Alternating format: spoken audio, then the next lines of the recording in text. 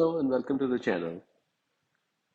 Today we will be discussing uh, agility in pricing. So the topic is agile pricing. Flexibility is a need of the hour. Everywhere we hear in the news today about Netflix. Netflix has been having a lot of trouble with the subscriptions. Customers have been leaving the brand. They've had the stock price fall by more than half, and Netflix is reacting by coming up with some ad-supported pricing, I believe. We'll discuss, some of those things later in this video. And of course, the biggest thing that, we keep hearing is Netflix and their password stories, how they're going to try and prevent and stop us from sharing passwords. But guess what? Love is sharing a password. I don't know how they're going to make that happen and take it away from us.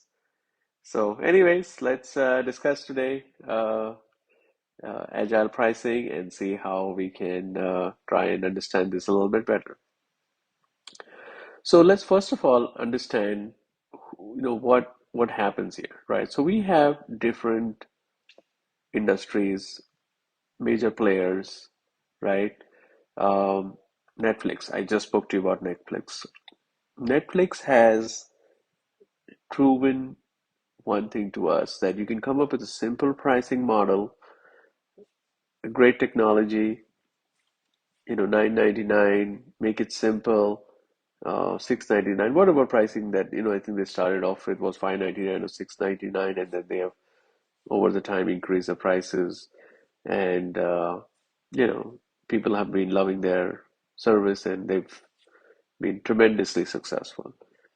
And of course, it's a very different industry, as in like it's an online streaming industry that is a fairly new industry for all of us. Amazon. Now, Amazon is a unique player, right? Because they have what hundreds of thousands of products that they sell. I think they also allow third-party sellers apart from what they sell themselves. So it's almost like a small business portal where the small business sellers as well as Amazon themselves are all competing for our business, and they are really like the marketplace, and that's an industry today. So, like if streaming was an industry, we spoke about Netflix, Amazon is the epicenter of what we call a marketplace industry, and they are, I think there are a few more like them, but of course, Amazon is the biggest industry there, and their pricing and products is completely unique. The next, of course, is eBay. They've been there, I think, maybe prior to Amazon. Of course, they have a different model. They have that whole auction model, but then also you can pay a price now and then get the product. Again, a different pricing, different type of industry, online, but a little different, differentiated than Amazon. Then, of course, you have the kind of retail industry, right? Like Walmart. I know Walmart has an app. They also have a marketplace. They're trying to kind of become like Amazon. But I think Walmart has been famous for its in-store experience where you can literally go in and buy anything you want, and that pricing is unique, right? Because Walmart people tend to think they can get a little lower price, fairly decent quality, some brands, etc. So it's a different industry. So you can see that pricing can mean different for these kinds of industries, different types of companies. And of course, these are just major players that I'm talking about. So let's talk about something related to the product, right? So the product themselves can have two different aspects. One is retail, second is wholesale or bulk. Now, when you talk about retail, you're talking about you, me going to the supermarket, you're going to Walmart, you're going to your grocery store, you're going to Amazon, you're subscribing to Netflix. We are retail. We as a consumer, when we buy something, buy a service, buy a product, we are retail. On the other hand, say a restaurant goes to buy bulk restaurant supplies, right? Like forks, spoons, plates, paper, whatever, right? Napkins, etc. So they go to like a food service company, like Gordon Food Service, right? They go there and they say, hey, I have this restaurant, I need all these supplies. So they're not going to pay like 4.99 for 10 forks, right? They can't afford that, right? 10 disposable forks, of course, I'm talking about. They want to pay 1.99, 99 cents, something, really cheaper because they're not going to buy 10 forks, right? They're going to buy like 1,000 forks, for a few days. Every few weeks, they'll come in and keep replenishing their supply. So they go into a store and they buy bulk and they buy repeatedly, so they get a wholesale price or a bulk price. So that's different. So you have to consider that. Then there is something what we call brand pricing. Brand pricing can be differentiated on two key aspects. One is premium, second is discounted. When we talk about premium, you're talking like maybe a full service gas station, you're talking about like a salon, you're talking about an airline where you don't have to pay for selecting a seat, right? Like maybe you're flying first class, business class, maybe, and nowadays even economy maybe is considered premium, right? When you go to Southwest, those are kind of like discounted airlines. Of course, Southwest is a little unique in the sense that at least they give you two free carry-ons, but some of the other discounted air carriers like Spirit, of course, everyone's going to go crazy when I say Spirit now. But you don't get a seat selection, you don't get a carry-on, you don't get anything with them, right?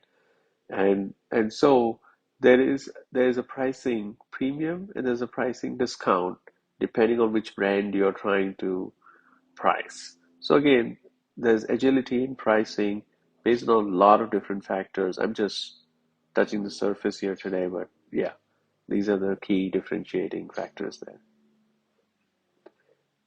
Now, how do you do pricing? When we talk about agile pricing, how do you do pricing? One is what we call an A versus B or A/B testing. Now here, you want to see like, hey, if the price was 9.99, how would customers react? If the price was 14.99, how would customers react, right? Would customers cancel my product? Would they stop buying it? Would they unsubscribe Netflix, right? To the risk of, hey, uh, doesn't matter if you going to be in violation of their password policy, you still try and sneak it out and say, hey, can we all share a password, right? So those are things that an A/B testing can identify. Canary. Canary is when you make a change, right? But you only make it for a select segment of your business. And when I talk about like a bucket deploy, this is a technical term, of course, and most of the technical people will understand what I'm talking about here. But it's like, hey, I want to do a 1%. So I want to test 1% of my market and see how they would react to something. And, maybe it's a different type of a price, something unique in my product, whatever. So that's how you can do a canary test. Geographical pricing based on geography. Now, if you're selling something in New York City, you can get a better price, and you will need a better price because the store you're selling it in will cost more, staff might cost more, living cost is expensive, etc. But you're selling it in a smaller city somewhere in Utah, you might be able to sell it for a little cheaper there. But again, that may not always hold true. So while this might hold true for like a restaurant like Chipotle, where they can price it differently based on which market, which city they are in, but a product like Apple, right? If it's 9.99, it's going to be 9.99 no matter what part of the country you go and buy an Apple. Otherwise, everybody will go to Utah and try to get an iPhone for $100 cheaper, right? That's not happening. So it depends again, but geographical differences can exist. Economics. Now, everybody talks about inflation today. That's the only thing that's hitting the news. Higher interest rates, the Fed is trying to crash the market. How do you handle pricing for that? Well, I have been seeing a lot of places have been raising their prices, reacting to the economic factors that are happening. Service prices are going up, food prices are going up, gas is through the roof. So those are things that can impact your pricing. So there has to be agility in pricing to react to economics. So these are the key things that, will impact pricing, and we have to be agile in regards to that.